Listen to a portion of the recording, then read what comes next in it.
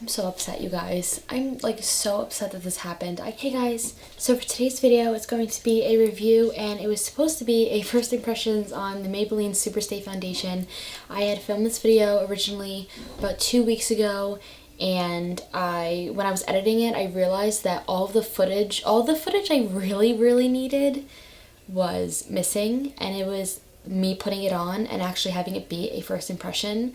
I have all of the vlog footage, of course, throughout the day for the wear test, just none of me trying on the foundation. So this is not going to be a first impressions anymore, because I could have done that, but I would totally be lying to you, and that didn't even really like cross my mind until right this second. Like, I don't want to be a liar, and I'm not a liar, and so I just figured I'd let you guys know that this was supposed to be a first impressions, and it is not anymore, and I'm really upset about it. But I could tell you what my first impression was while putting this on and showing you how it sits on my skin at first, and then I do still have the wear test. So technically the wear test won't be from today, but I mean, it's going to be the same exact thing every time I wear it, I believe.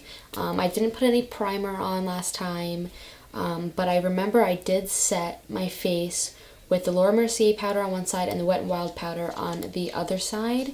So I think I did the Laura Mercier and then the Wet n Wild. If it's reversed in the vlog footage, I'm sorry, but you can just kind of bear with me there. So yeah, I'm just gonna get right into it. First thing I'm gonna do is just put my hair back.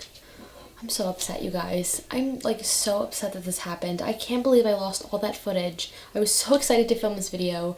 Everybody was filming it, and it would have been up like a week and a half ago, and I just got so discouraged, and I was like, I can't believe I lost all that footage. But okay, so I remember this being a little bit too dark for me, but I'm gonna roll with it just like I rolled with it last time. I don't remember if a little went a long way, and this is just stained, by the way. So if you're thinking I'm using like a dirty sponge, I'm not. I just washed it after my last tutorial. But yeah, so I'm just gonna go right in. But I remember my first impression was that, like, whoa, full coverage, because you could see I had acne spots, and those are all just scars, by the way. I have no active breakouts right now. When I did film this, I believe I did have active breakouts, because 9 times out of 10 I do have active breakouts, because I have very acne prone and oily skin. But I do remember just thinking, like, holy shit, like, even right now, like, holy shit, that's a lot of coverage. Like, that's full coverage. I remember though, when I did have my acne spots, like my raised bumps, it was not full coverage. It didn't cover all the redness. I do remember that. I had to go in, I think, with another pump and almost kind of build it up a little bit. But right now, since I just have some scarring, it is covering that up. And by the way, I just left my eyebrows on from my last tutorial because they just look good, and I just wanted to leave them on. I really don't even need to go in with a second layer. I really don't at all. It completely just covered. This is like a second first impression.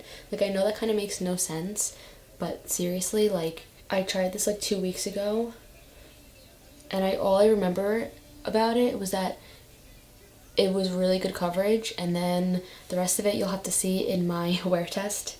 I did vlog that, and that's already edited. I have, like I said, no raised bumps today, thank the heavens, but I have no raised bumps, and you can see that covered it flawlessly. I have this little dark pigmentation spot. I don't know what that is from. I don't know how to get rid of that. I'm gonna have to go to my dermatologist and figure that out, but just ignore that for now. And the color is a slight, like, teeny little bit off. This is a little bit more yellow. I could see it more. This light is making it look a little more washed out and lighter, but it is a little bit darker in person than my neck. But as you can see, this is my non-problematic side, and it's looking really nice. And right here, it's not caking up, it's just I have to really blend it out by my nose. But now I'm going to go in with concealer. I don't know if you guys can see, but like, it looks darker. Like, can you guys see that? My face is darker than my neck. It's not really, I don't think it's picking it up on camera like it is in person. I do remember I really had to go in and lighten like my whole face so that it didn't look crazy. Like, I never lighten over here, but I am today because it just oxidized. Well, you'll see in the clips. You'll see it oxidizing. But this foundation is like already known for oxidizing, honestly. So yeah, the only thing I have right now is that it's a little bit darker than my face and it's already oxidizing. When it first goes on, like, it looks like it's the same shade as my face, and then it oxidizes like immediately. I'm gonna go in with powder on, I believe this side is what I did in the video, the Wet n Wild powder. And I need brushes, so hold on. And the shade is 01, and just kind of lightly dust it all over my face. Sorry. I guess I'm in a better mood now. I'm gonna go in with the Mercier powder on this side of my face. I don't like to tell you guys like the right and left side of my face because I know when you're looking at somebody, like my left is different than your left. So I'm just gonna say this side and this side. This side Wet n Wild, this side Mercier. I'm gonna bake a little bit on this side under my eye, just under my eye on this side. But then this one I'm gonna go all over and really bake. And I was gonna try this with a brush and a blender, like one on one side and one on the other.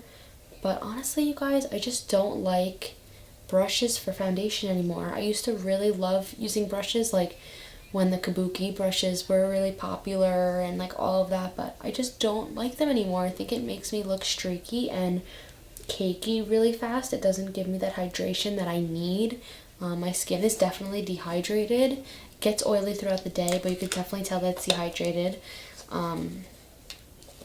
So yeah, I'm just not going to use brushes in tutorials. And then I'm going to go in with the Hoola bronzer just to show you guys how bronzer looks with this foundation, how it blends.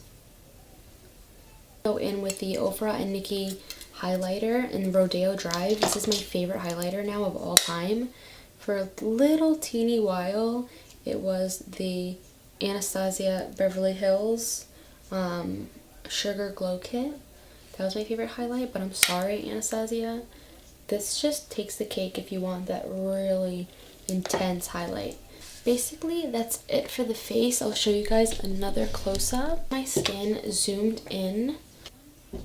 You can see that it's nice and it's matte, but it's not so matte that it's making my skin look dry or like really flat. And I know the highlight is obviously making my skin look dewy. Guys, I'm so sorry that it's not a first impressions, and I know I probably said so much more in my first impressions, but like I said, I lost the footage and there's really nothing I could do about that. But I still wanted to keep the other footage in here just because it was really my first impression of a full day of wear for this foundation. So I really wanted to just keep as much as my first impressions that I could. But I remember thinking and saying that this is going to be my favorite drugstore foundation. I could already tell. It just looks so pretty on the skin. It covered my acne scars. It just looks nice. I just wish it was my shade, but I do have a foundation lightener. It's a white foundation from LA Girl Cosmetics. So I will use that next time.